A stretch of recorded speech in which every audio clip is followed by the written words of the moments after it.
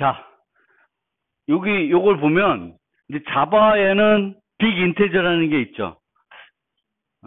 빅 인테저는 무지무지 큰 수를 이제 실제 자료 구조, 배열 같은 거 써서 나타내요, 내부적으로.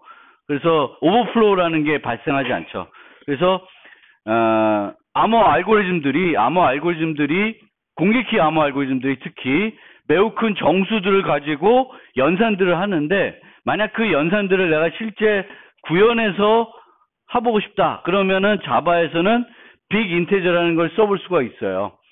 그래서 빅 인테저를 이용해서 프로버 프라임인데 여기가 32비트예요. 32비트니까 금방 나오죠. 요거를 좀 바꿔볼까?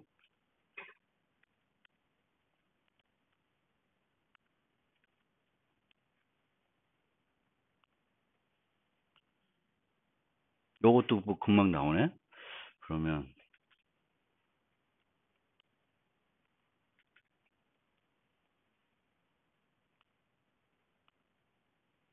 이것도 금방 나오네.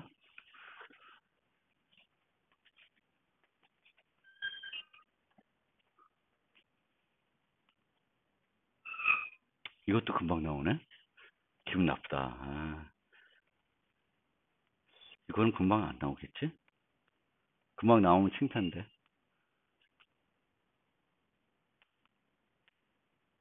이것도 금방 나오네. 이씨. 근데 어쨌든 1024비트 수라는 게 P를 보면 끝이 없어. 이씨, 뭐야 이게. 이게 1024비트 수예요. 이런 수를 갖고 연산을 하는 게 그렇습니다. 그래서 빅 인테저에 보면 probable prime이라는 게 있어요. 그러면 요 크기에 뭘 생성을 해줘요? 크기의 소수를 probable 확률적으로 계산해 준다는 거예요. probable prime. 그래서 n은 p와 q를 곱하고 파이 n은 p-1 곱하기 q-1이고 2는 이제 여기서 랜덤하게 계산하는데 랜덤 바이트를 한 다음에 0x7f를 엔드 해주고 0x01을 5월 해주고 있어요. 그래서 마지막 비트를 1로 맨 앞에 비트를 1로 바꿔준 다음에 걔랑 파이 n이랑 서로 소이면 오케이. 서로 소이가 아니면 다시 또 랜덤하게 생성을 하는 방법을 쓰고 있습니다. 근데 보통은 2는 이렇게 랜덤하게 생성하지 않고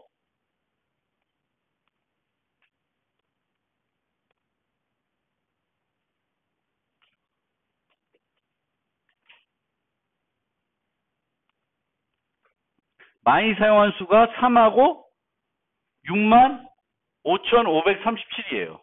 65,537은 2의 16승 플러스 1이니까 만약에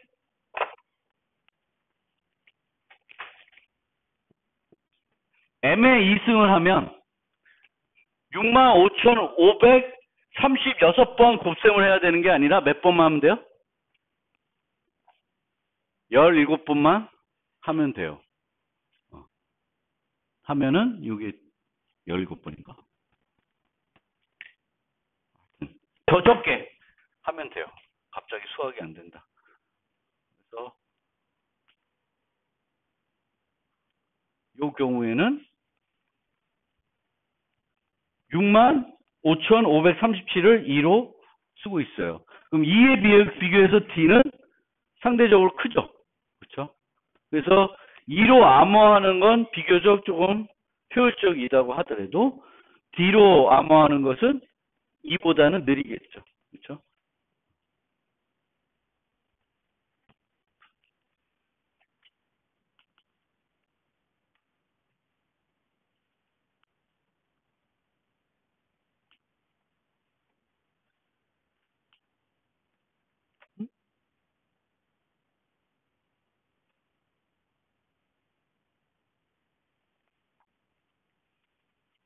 그래서 여기 보시면 이거는 이제 RSA를 쓰는 건데 RSA 키젠 패러미터에서 2048 이라고 했어요. 2048이면 n의 크기를 말하는 거예요. n의 크기가 2048이면 PQ의 크기는 얼마가 돼야 돼요? 1024비트 정도 돼야 돼요. 1024비트 두 개를 곱하면 2048비트 크기가 되니까. 그래서 이렇게 되고, 여기 보면 RS 키젠 파라미터 스펙에서 F0면은 내가 퍼블릭 엑스포넌트로 몇을 쓴다? 3을 쓴다는 거예요. 근데 프라이빗 키는 무지 길죠. 어마어마한 수가 될 겁니다. private exponent 요게 D 값이 이 정도 되는 거예요.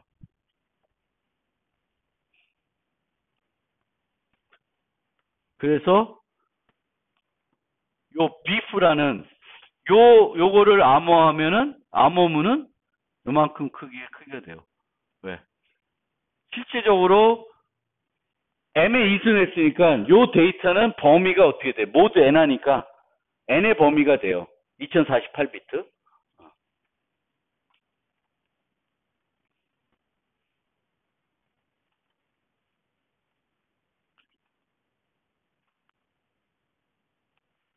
그 다음에 이제 RSA는 어떤 수학 문제? 인수분해의 어려움에 근거를 한 거고, 그 다음에 RSA만큼 또 널리 사용되는 수학적인 어려운 문제는 우리가 DPL만 썼을 때 나온 그 문제가 뭐예요? 이산대수 문제예요. 그래서 엘가마 공개키 알고리즘은 이산대수를 기반하고 있습니다. 이산대수. 그래서 이산대수를 쓰려면은 군을 만들어야 돼요. 군이 있어야 되겠고, 이거의 생성자 G가 있어야 되겠고, 그러면 요 X가 개인 키, 요 Y가 공개 키가 돼요. 그럼 공개 키하고 요 G와 요 G를 나타낼 정보랑 요 생성자는 누구든지 다 알 수 있는 파라미터가 돼요. 그런데 요 정보랑 Y를 갖고 있더라 하더라도 X를 계산 못하는 게 무슨 문제? 이산대수 문제예요. 그렇죠? 이산대수 문제예요. 거기에 근거로 하는 게 엘가마예요. 그런데 요 구는 어떻게 만드냐? 가장 쉬운 방법은 소수를 하나 선택하는 거예요. ZP 스타. 왜냐하면 우리가 Z7 스타면은 6이 되고 이게 순항문이 돼요. 그리고 3하고 5가 생성자가 돼요. 근데 이거는 너무 작으니까 4가 있다. 그럼 이 4는 3의 몇 승일까? 이거는 우리가 그냥 몇 차례 해보면 금방 계산할 수가 있는 거죠. 근데 이제 ZP4가 되어 있고 이 P가 아까처럼 어마어마한 2048비트 수가 되면은 이 범위가 어마어마하게 커지겠죠. 그랬을 때 Y equal GX 하면은 이 X는 2048비트 수 중에 하나가 되겠죠. 그럼 그거를 내가 하나씩 G의 1승부터 해가지고 X를 구하는 건 불가능해요. 그리고 이산대수를 구하는 효과적인 알고리즘이 있는데 그 아주 빠른 효과적인 알고리즘을 하더라도 100년, 1000년 걸리는 거예요. 그래서 안전한 시스템입니다. 그리고 또 다른 방법은 이제 ZP스타에서 노는 게 아니라 그거 ZP스타의 부분군에서 놀 수 있는 방법이 있어요. 이렇게 해서 노는데 이렇게 놀면 군의 크기가 작아져요. 군의 크기가 작아지면 뭐가 좋아질까? 요 크기가 작아지면 우리가 거듭 제곱하는 요 X의 수들의 범위가 작아지겠죠. 작아지면 또 뭐가 효율적이에요? 연산하는 것들이 효율적이겠죠. 그래서 2048비트 ZP스타를 쓸 수 있는데 이렇게 쓰면 그 G의 범위가 너무 커요. 그러니까 군의 크기가 너무 커. 이산대수 문제를 위해서 저 정도 필요한데 너무 커. 그래서 그렇게 안 하고 똑같은 어려움을 갖는 부분군에서 이제 놀게 됩니다. 뭐 이 수학은 관심 있는 사람은 나중에 대학원 가서 한번 공부해 보시고, 여기서 알아두셔야 될 거는 뭐다? 이산대수 문제라는 게 있다라는 거고, 이산대수 문제는 대략적으로 어떤 거다라는 거를 여러분들 이해해 주시면 좋겠고, 이렇게 작은 이런 데서 이산대수라는 게 뭔지는 이렇게 이해하고 넘어가시면 이게 커진 거다. 커져서 범위가 너무 커져서 아예 계산할 수 없게 만들어진 겁니다. 그러면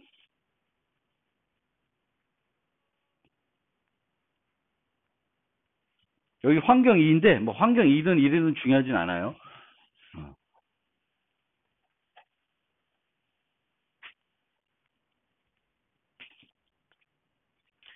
내가 요 m이라는 걸 암호하고 싶다. m이라는 걸 암호하고 싶고 내 공개키가 y equal gx다 라고 하면 r을 하나 선택해서 g의 r승을 계산해요. 그럼 g의 r승을 주면 r 계산할 수 있어요? 없어요? 계산할 수가 없습니다. 그 다음에 y에다가 r승을 해서 m을 곱해 넣어요. 그러면 요 m을 구하려면은 뭐가 필요해? 뭘 계산해야? 뭘 알아야만 계산할 수 있죠? 요 값은yr승 곱하기 m이에요. 그럼 m을 구하려면 뭘 알면 돼? y의 r승을 알면 나눠버리면 끝이죠. y의 r승을 계산을 해야 됩니다. 그럼 y의 r승을 어떻게 계산하냐? y는 뭐예요? g의 x승이죠.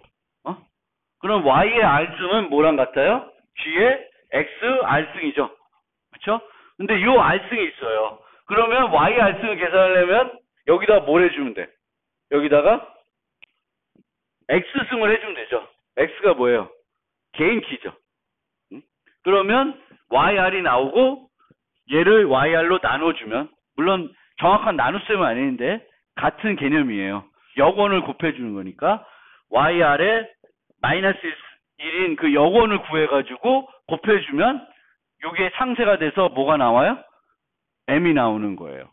이게 이산대수를 이용한 엘가마 암호고 많이 사용되는 암호입니다.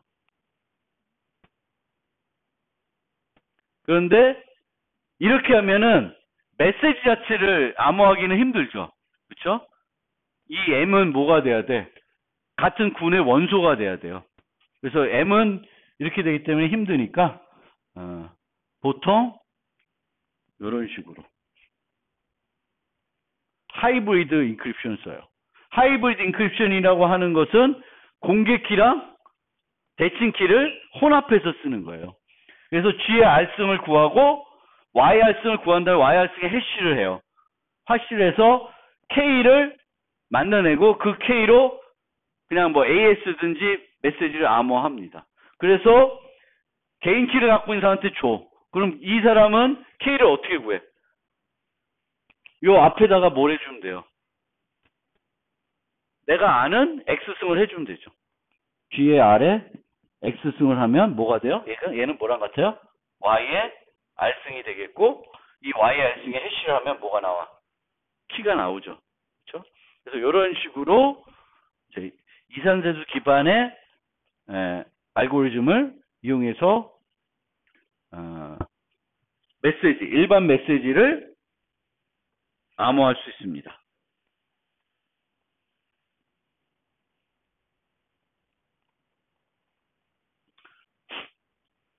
그 다음이 어이씨 뭐야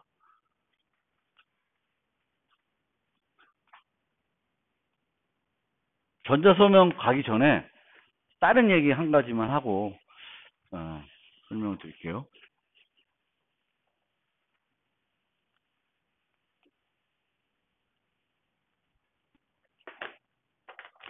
교재에는 써 있을 것 같긴 한데 우리가 이제 77년, 76년 요때 공개키가 개념이 소개됐고 77년도에 RSA가 만들어졌고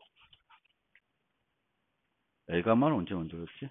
안 써있네. 엘가마도 하여튼 비슷한 시기에 만들어졌어요. 엘가마. 얘는 뭐에 근거를 해요? 인수분해 문제. 그리고 얘는 이산대수 문제에 근거를 하고 있습니다. 둘 다 불가능한 문제는 아니에요. 그쵸? 시간만 한 1000년만 주어지면 요 컴퓨터로도 계산할 수 있어요. 그래서 불가능한 문제는 아니에요. 그런데 컴퓨팅 속도가 빨라지면 빨라질수록 그거를 계산해내는데 걸리는 시간은 어떻게 되겠어요? 줄어들겠죠. 그럼 줄어들면 줄어들수록 뭘 해야 될까? 뭘 늘려야 될까? 사용하는 길이를 늘려야 돼요. 그래서 한 10년 전에는 그 전에는 RSA는 한 512비트 썼고 얼마 전까지는 2044비트 쓰다가 지금은 2048비트를 쓰고 있어요. 이게 점점 늘어나고 있는 거예요. 이 늘어나면은 불편한 점은 누가 불편할까? 사용자가 불편해요. 사용자가 유지해야 되는 공개키의 길이가 점점 커지고 있어요. 물론 사용자들이 유지하는 사용하는 모바일 핸드폰이나 이런 것들이 메모리가 충분해서 2048비트의 키를 유지하는 게 큰 문제는 안 되는데 어쨌든 계속 늘어나고 있다는 거예요. 컴퓨터가 빠르면 빠를수록. 그러니까 얘네들은 다 좋은데 컴퓨터 환경이 발달할수록 필요로 하는 키의 길이가 너무 크게 증가를 해요. 그래서 별로다. 별로예요. 그래서 얘네들 그런 문제를 해결하기 위해서 나온 것이 여기는 없는데 타원 곡선이라는 거예요. 타원 곡선. 요거 그냥 상식적으로 타원 곡선 기반한 공개키 암호 알고리즘도 있어요. 얘는 왜 나왔냐? 기존의 것들이 컴퓨팅 속도가 빨라짐에 따라서 필요로 하는 키 길이가 점점 늘어나서 불편한 점이 있기 때문에 걔랑 같은 안전성을 가지는데 키 길이는 좀 짧은 건 없나 해서 고안된 게 타원 곡선입니다. 그래서 타원 곡선은 엘가마 이산대수 문제랑 완전 1대1로 이렇게 매핑시켜서 사용할 수 있어요. 그런데 얘가 2048비트 필요하면 얘는 이게 정확한 건 아닌데 되게 짧게 필요로 해요. 그래서 최근에는 타원 곡선 기반한 그 공개키 방식들을 많이 쓰고 있습니다. 그리고 이제는 이런 방식 말고 좀 다른 문제를 이용한 공개키 방식들을 생각해내고 있어요. 저는 잘 공부를 안 해서 모르겠는데 라티스 기반도 있고 뭐도 있고 좀 더 그래요. 근데 그런 것들은 주로 뭐가 이제 걱정이 되냐면 아까 얘기했던 퀀텀 컴퓨팅이 좀 걱정이 되니까 퀀텀 쪽으로 그 컴퓨팅 기술이 발달해도 얘네들 다 버려야 되니까 얘네들 안 버리고 뭔가 그런 환경에서 쓸 수 있는 컴퓨팅 퀀텀 컴퓨팅 환경이 되더라도 우리가 사용할 수 있는 공개키 암호 알고리즘을 만들어 보자. 그런 것들이 이제 요즘에 어떤 연구 동향이라고 할까? 그렇게 되고 있습니다. 그래서 그거 여기에 이제 노트에는 슬라이드에는 설명이 없는데 이제 그렇게 되게 되겠고 그 다음에 이제 전자서명은 공개키 암호 알고리즘하고 밀접한 관련이 있어요. 그렇죠? 그래서 RSA 같은 경우에는 공개키로 암호할 수 있고 개인키로도 암호할 수 있는데 공개키로 암호하면 얘는 뭘 제공할 수 있어요? 비밀성을 제공할 수 있죠. 누구만 풀 수 있어요. 개인키를 가진 사람만이 풀 수가 있죠. 근데 개인키로 암호하면은 비밀성 제공돼요? 제공이 안 됩니다. 왜? 공개키를 알고 있는 누구든지 다 풀어볼 수가 있어요. 그래서 비밀성은 제공이 안 돼. 하지만 거꾸로 인증이라는 기능은 제공이 돼요. 왜? 개인키로 만들 수 있는 건, 그 값을 만들 수 있는 건 누구만 할 수 있어요? 개인키를 가진 사람만이. 그러면 우리가 공개키 알고리즘이 있을 때 개인키로 암호하면 이것은 무슨 효과가 있을 수 있어요? 전자서명하고 똑같은 효과를 낼 수가 있습니다. 근데 문제는 뭐냐면 아까도 얘기했듯이 암호화하는 것은 우리가 암호한 데이터가 1기가면 암호문의 크기도 한 1기가쯤 돼야 돼요. 왜? 역함수가 돼야 되니까 크기는 늘 비슷해요. 근데 1기가짜리 데이터를 전자 서명했는데 서명값도 1기가야. 그럼 어떻게 돼? 불편하겠죠. 그래서 개인 키로 암호하는데, 전자 서명하는데, 메시지를 바로 암호하지 않고 뭘 해요? 해시를 해서 암호를 합니다. 해시를 해서.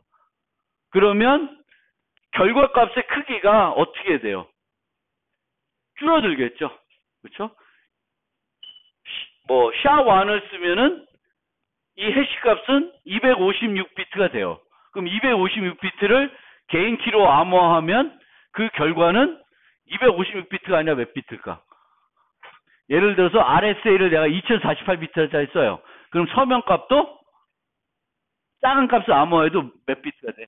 2048비트 수가 되는 거죠. 그렇죠? RSA를 쓰면. 그런 방식을 써요. 해시하는 거. 그리고 이 해시할 때는 이 해시 함수의 무슨 특성이 중요해요? 충돌 회피가 중요하죠. 그렇죠? 충돌 회피가 제공이 안 되면 내가 이런 애를 찾아서 충돌되는 애를 찾아서 M을 서명해 놓고 나중에 뭐라고 하는 거예요? 난 M에 서명 안 했다. M 프라임 했다. 라고 할 수가 있게 됩니다. 그래서 그것이 중요해요. 그리고 RSA로 봅시다. RSA를 가정해서 봅시다. 이제 저거는 해시하는 거 말고 예를 들어 RSA로 직접 개인 키로 암호하는 것은 위조가 가능한데 실질적으로는 메시지가 너무 크면 문제가 됐다 했죠. 메시지가 크면 예를 들어서 메시지가 1기가면 전자 서명도 1기가 돼요. 그건 안 쓸 수 없어. 근데 작다고 쳐도 M이 1이면 서명값은 몇일까? RSA 서명값은 1이에요. 누구나 다 아는 거지. 그렇죠? 그리고 M1의 D승이니까 그리고 시그2가 M2의 D승이면 내가 어떤 메시지를 위조할 수 있냐면은 두 개를 곱하면 M1, M2에 대한 D승의 값이 돼요. 그러니까 이것도 이제 문제가 되죠. 이게 의미 있는 값은 아닐 거예요. 의미 있는 값은 아닌데 문제가 될 수 있어요. 그리고 내가 시그마를 임의로 선택하면 M보다 작은 어떤 값을 써요. 그래서 이거는 김상진이 서명한 거다. 그러면 시그마 선택한 다음에 시그마 2승을 계산하면 이 시그마는 M을 D승한 값이 되는 거예요. 그러니까 거꾸로 계산해가지고 임의의 M에 대한 서명값을 내가 구할 수가 있습니다. 그래서 이런 것들이 이제 그러니까 RSA 특성이 뭐라는 거예요. RSA는 어떤 수를 D승하는 게 암호하는 거잖아요. 개인 키로 D승하는 게 이제 이런 것들이 문제가 되죠. 그래서 우리가 암호할 때도 작은 메시지를 그냥 암호하지 않고 어떻게 했어요? 패딩 같은 거 해가지고 뻥튀겨서 했죠. 마찬가지로 RSA도 그냥 작은 값을 M을 암호하면 안 되고 얘를 해시 함수에 넣고 늘려요. 크기를 늘려. 그래서 크기를 얼마만큼 늘려요? N과 비슷한 크기로 늘린 다음에 서명을 하는 그런 방식을 쓰고 있습니다. 그러니까 제가 말씀드리고 싶은 거는 여기 복잡한 수학보다는 개인 키로 암호하면 된다. 그렇죠? 근데 개인 키로 암호하는데 해시에서 암호를 한다. 그리고 해시에서 그냥 바로 암호하는 것이 아니라 요 해시 함수를 할 때 조금 더 어떤 활동들을 해가지고 요 해시 값의 길이가 뭐랑 같게 만들어요? n의 길이랑 비슷하게 만드는 방법을 써요. 그래야 좀 더 위조가 어려워지는 그런 방법을 써요. 그것이 RSA PSS 방식이라고 그래요. 그러니까 공개키로 암호할 때는 OAP라는 걸 써요. 그러니까 작은 값을 2048비트, 1024비트로 확장해 주는 거죠. 마찬가지로 암호할 때는 PSS 방식을 써서 작은 값을 바로 암호하지 않고 해시를 하는데 좀 이런 작업들을 해서 해시를 하게 됩니다. 엘가마 방식에서는 전혀 아까처럼 아까 암호화를 할 때는 G의 R승을 구하고 Y의 R승에서 곱하기 M에서 암호화를 했어요. 근데 이 방식에서는 거꾸로 개인 키로 암호하는 방식은 없어요. RSA는 똑같이 M의 2승하고 개인 키는 M의 D승 이런 식으로 할 수가 있었잖아요. 그러니까 RSA 함수는 개인 키로도 암호할 수 있고 공개 키로도 암호할 수 있어요. 근데 엘가마는 공개 키로만 암호할 수 있어요. 그래서 엘가마 전자 서명은 엘가마 암호하고는 전혀 다른 형태로 구성이 되어 있습니다. 전혀 다른 형태로 구성이 되어 있고 결국은 메시지는 해시 값에 들어가서 계산이 되게 됩니다. 이 뭐 수학은 뭐 다 뭐 복잡하니까 굳이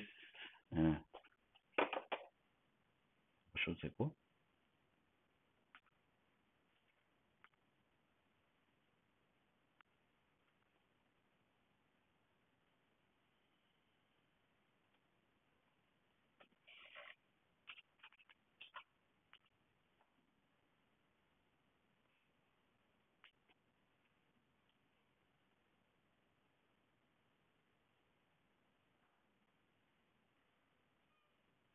요 값을 RSA SHA-256 with RSA SHA-256 with RSA라는 알고리즘은 그 내부 메시지를 해시할 때 뭘 쓴다? 뭘 쓴다는 거예요.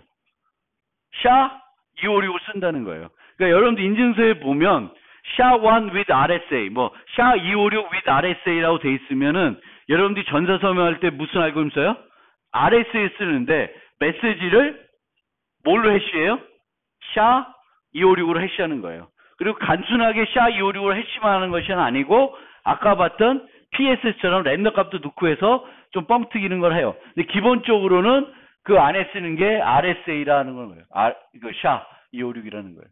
그래서 2048비트 만들어서 서명하면 이 서명값이 이렇게 돼요. 그럼 이 서명값의 크기는 뭐랑 비례해요? n에 비례하는 거죠. n의 크기. n이 2048비트면 서명값도 RSA로 하면 2048비트 정도의 수가 나오는 겁니다.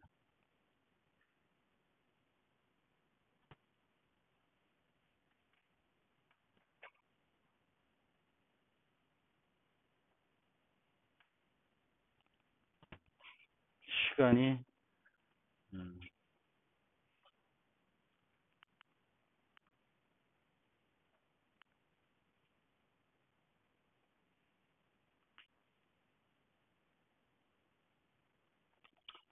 요거는 제가 이제 요 크립토 랩이라고 하는 거를 이제 오늘 끝나면 밤에 올려드릴게요. 그럼 여러분들이 다운받아서 여러분 컴퓨터에서 이제 다 돌려볼 수는 있을 거예요.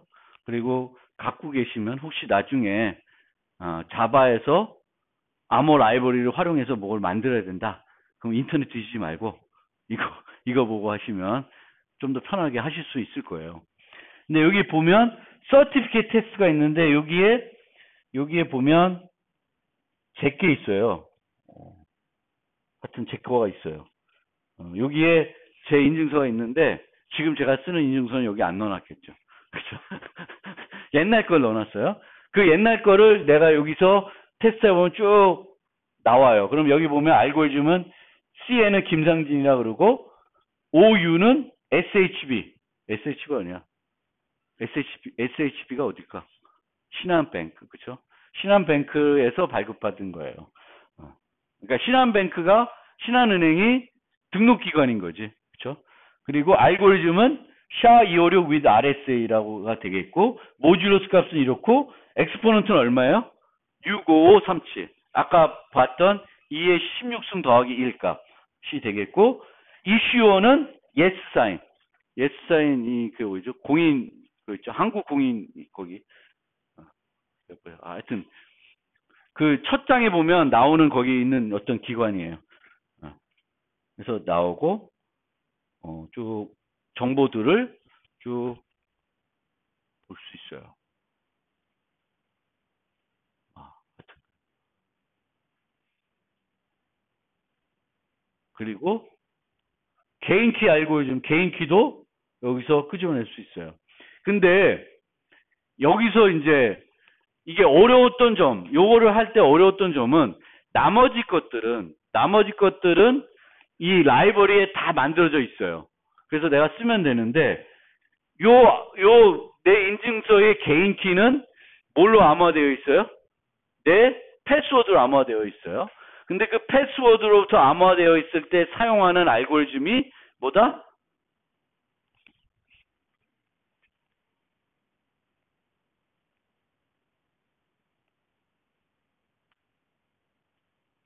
여기 보면 seed CBC SHA-1이라는 걸 써요. seed는 뭐냐면 우리나라 표준 대칭키 알고리즘이에요. 근데 이 seed는 자바에도 구현이 안 돼 있고 어디 다른 데 가도 없어. 잘 못 구해. 그러면 키사 같은 데 가면 그게 있어요. 그 명세서. 그 명세서 보고 구현을 하면 돼요. 근데 구현이 되어 있어요, 이 안에. 그래서 그걸로 풀 수 있어요. 그래서 지난번에 말씀드렸듯이 막 액티브엑스고 이런 것 중에 한 가지 문제점 중에 하나는 뭐예요? 그 브라우저에 우리나라 표준의 알고리즘들은 라이브러리 구현이 안 돼 있는 거지. 그러니까 원래 브라우저들은 기본적으로 암호 알고리즘 가지고 있어요. 왜? 보통 하거든. 뭐 구글 접속할 때든지 뭐 이런 거 할 때 RSA도 쓰고 AS도 쓰고 다 써요. 근데 우리나라 표준은 안 돼 있죠. 그래서 우리나라 표준을 가지고 여러분들이 개발하려 그러면 우리나라 인증서 같은 거 쓰려고 그러면 그쪽 부분은 이제 공개되어 있는 걸 갖고 온다든지 아니면 내가 직접 문서 보고 코딩을 해야 돼요. 그게 어려운 점이에요. 그게 하나 어렵고 여기서 다 이렇게 에러 나는 것들은 유효기간이 지나서 그래요. 인증서. 내가 지금 여기 있는 인증서가 유효기간이 지난 거라 이제 이런 문제, 이렇게 에러들이 나고 있어요. 여러분들의 현재 거를 가지고 와서 이거 지워야 되는데 내가 내 패스워드를 어디다 넣어놨지?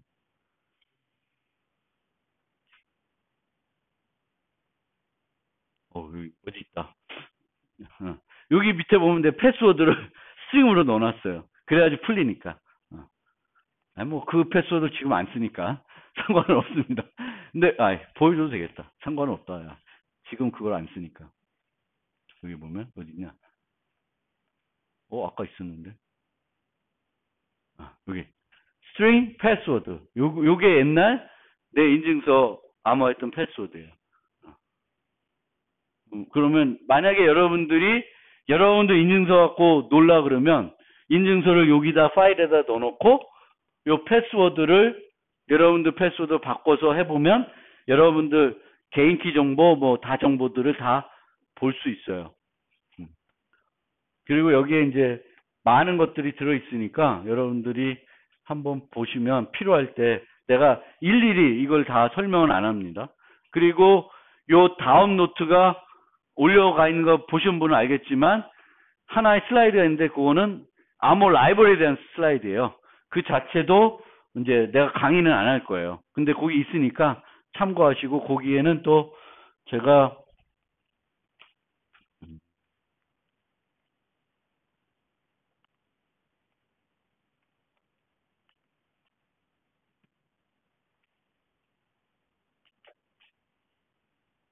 뭐가 여기 있어? 그게 어디 있더라?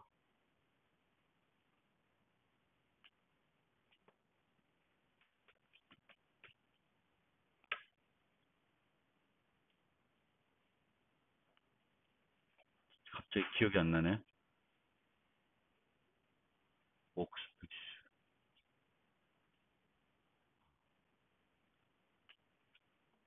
여기 있나? 자바.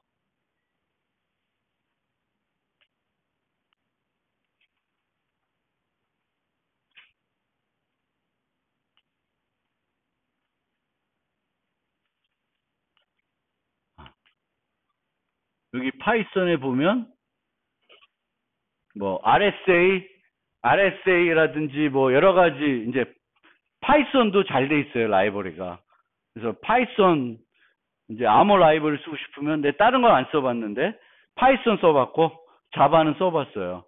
C샵도 라이브러리가 아마 있을 거고요. 그래서 여러분들이 혹시 나중에 뭐 보안 회사를 가든 뭐 보안 회사 안 가든 보안 관련 프로그램 할 일도 있을 거예요. 그러면 요때 수업 때를 잘 생각해 가지고 요 예제들을 보고 한번 해보시면 요령이 생길 거예요.